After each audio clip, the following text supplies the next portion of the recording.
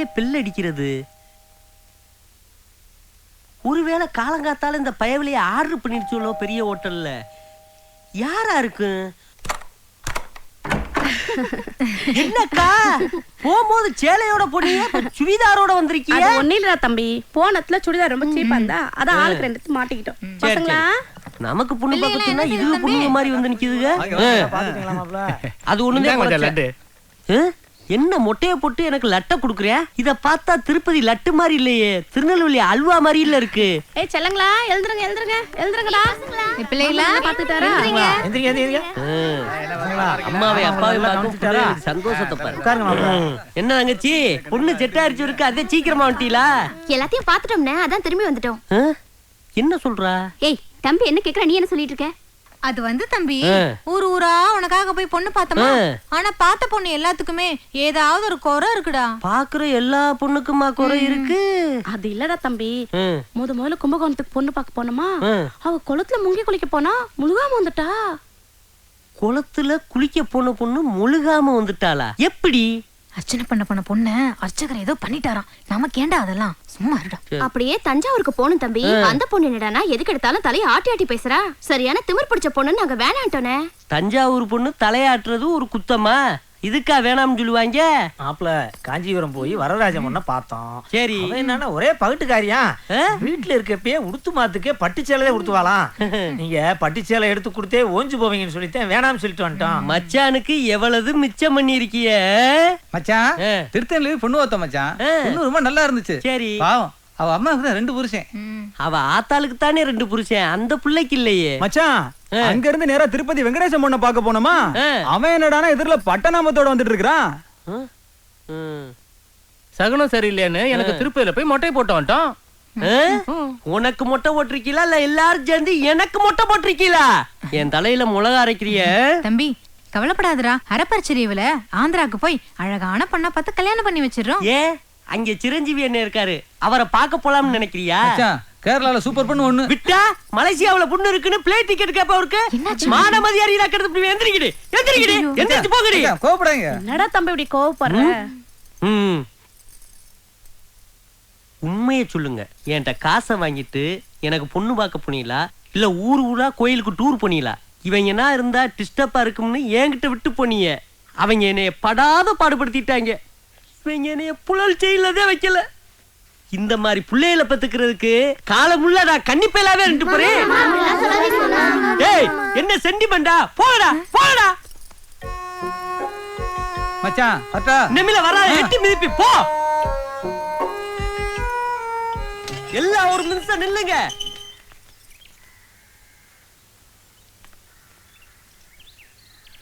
நீங்க போறதுக்கு முன்னுக்கு ஒரு வார்த்தை உங்கள்ட்ட சொல்லிக்கிறேன். நாங்க டூருக்கு போறோம், இந்த பிள்ளைகளை நீ பாத்துக்கடானா நான் என்ன பாத்துக்கிறவா மாட்டேன்.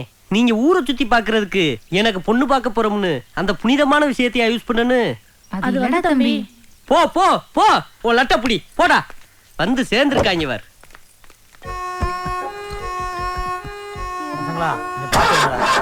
மாப்பிள வண்டி ஸ்டார்ட் ஆகல. ஏய், நான் வந்து தள்ளுறேன் இரு. யாரு கீழே இறங்கிறாதீங்க, நான் தள்ளுறேன். போ போ. அப்பாடா, இன்னமே இவங்க சாவாசமே வேணாப்பா. உனக்கு பொண்ணு பாக்குறதுக்கு உங்க 5 அண்ணங்களும் ஐயோ தங்கச்சி புள்ள அக்கா பிள்ளையவே தாங்க முடியல, இதுல அண்ணன் விட்டு பிள்ளைகளா? நான் வீட்டை காலி விடிக்கிறேங்க.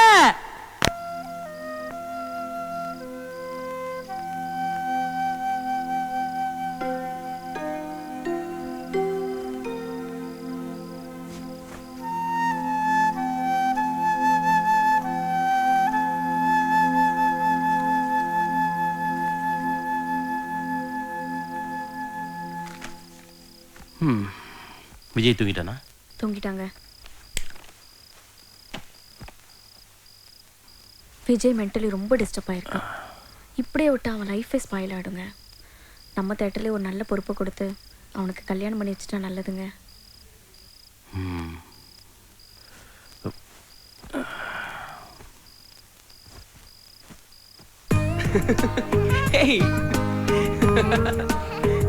சீக்கிரம் வாங்க.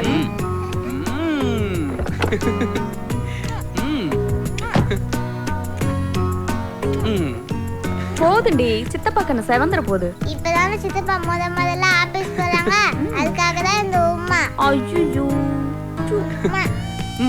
சரி போதும்பா, சாயங்காலம் வந்து கொடுத்துக்கலாம். ஓகே, இப்ப சித்தப்பா டாடா சொல்லு. பாய் பாய் பாய். பாய் டாடா.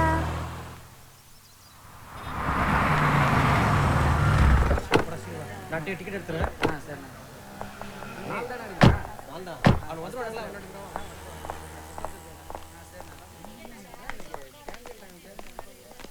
அப்பா என்கிட்ட இந்த தேட்டரை ஒப்படைக்கும் போது ஒரு சின்ன தேட்டரை தான் ஒப்படைச்சிட்டு போனாரு.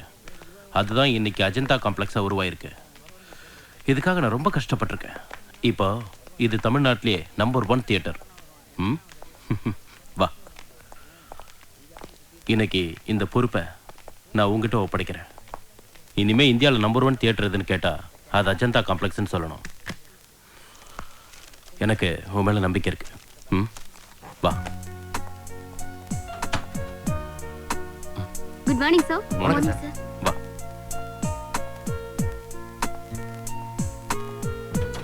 உட்கார் விஜய், உட்காரு. இனிமே இது உன்னோட சீட். உன்னோட ஒவ்வொரு நிமிஷமும் இந்த தியேட்டரோட டெவலப்மெண்ட்டை பத்தி தான் இருக்கணும்.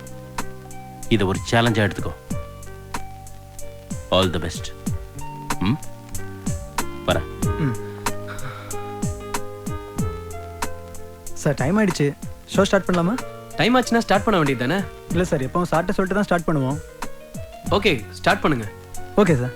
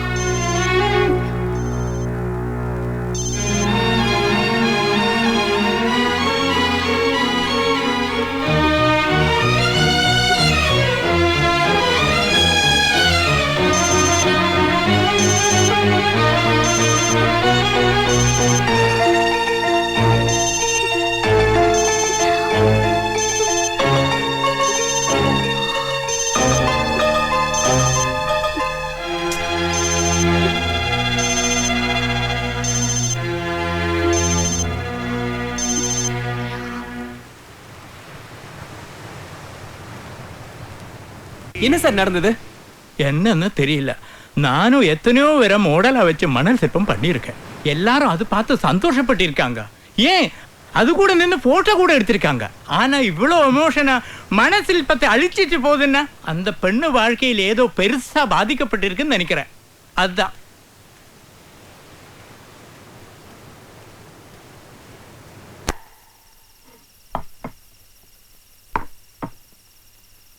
நீ ஆசைப்பட்ட பொண்ணையே உனக்கு கல்யாணம் பண்ணி வைக்கணும்னு நாங்களும் ஆசைப்பட்டோம். கல்யாணம்னு பேச்சு எடுத்ததும் அவ எப்படியெல்லாம் பேசினா தெரியுமா? உனக்கு ஒரு நல்ல பொண்ணை பார்த்து கல்யாணம் பண்ணி வைக்க சொல்றா. அப்ப அவ நல்ல பொண்ணே இல்லையா? அதில்ல விஜய், அந்த பொண்ணோட வாழ்க்கையில ஏதோ பிரச்சனை இருக்கு. அதான் கல்யாணமே வேண்டாங்கிறா. நாம இந்து, அப்ப கிறிஸ்டின். ஒருவேளை மதம் கூட பிரச்சனையா இருக்கலாம் இல்லையா? எதுவா இருந்தா நமக்கு என்ன, அவளை விட்டுருவோம். ஆரம்பி ஓனரோட ஒரே பொண்ணும் நல்லா இருக்கா. நமக்கு ஏத்த ஸ்டேட்டஸ். அந்த பொண்ணை கல்யாணம் பண்ணிக்கிட்டா உன் வாழ்க்கை நல்லா இருக்கும். ஆமா விஜய், நாங்க சொல்றதெல்லாம் உன்னோட நல்லதுக்காக தான். காலையில 7 மணிக்கு நம்ம ரிலேஷன்லாம் வந்துடுவாங்க. 8 மணிக்கு நீ ரெடியா இரு. அந்த பொண்ணையே நிச்சயம் பண்ணிட்டு வந்துடுவோம். இனிமேல் எதை பத்தியும் கவலைப்பட வேண்டாம்.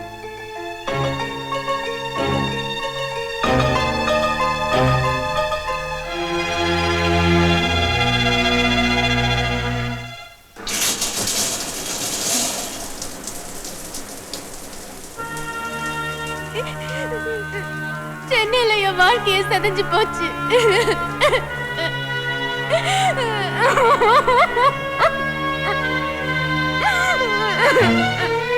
அவளை கொஞ்ச நாளைக்கு டிஸ்டர்ப் பண்ண வேண்டாம்ப்பா. மனசில்பத்தை அழிச்சிட்டு போகுதுன்னா அந்த பெண்ணு வாழ்க்கையில் ஏதோ பெருசா பாதிக்கப்பட்டிருக்குன்னு நினைக்கிறேன். நாம இந்து, அப்ப கிறிஸ்டின். ஒருவேளை மதம் கூட பிரச்சனையா இருக்கலாம் இல்லையா?